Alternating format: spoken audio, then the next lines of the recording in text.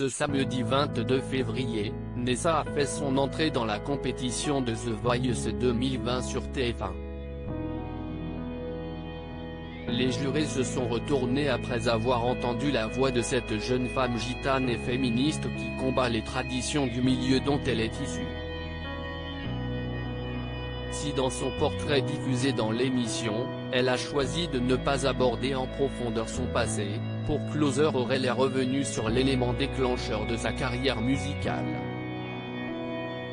Tout a changé quand je suis tombé gravement malade, il y a 2 ans et demi. Je voulais m'en sortir, sauver cette vie qui ne m'appartenait pas pour enfin la récupérer. Avant, j'avais l'impression de faire partie du rêve de quelqu'un d'autre, explique Nessa qui n'a pas souhaité en dire plus sur la nature de cette maladie. Il faut savoir que dans la communauté des gitans, les femmes ne doivent pas chanter en dehors de la maison. Cette activité est principalement réservée aux hommes.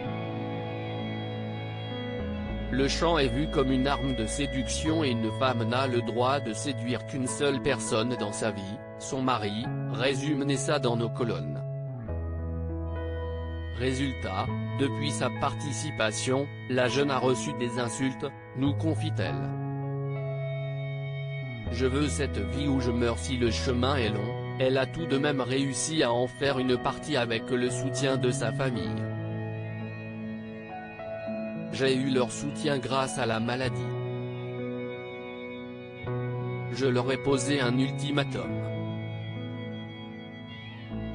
Je leur ai dit, si je dois à nouveau être soumise et ne pas chanter, autant ne pas me soigner.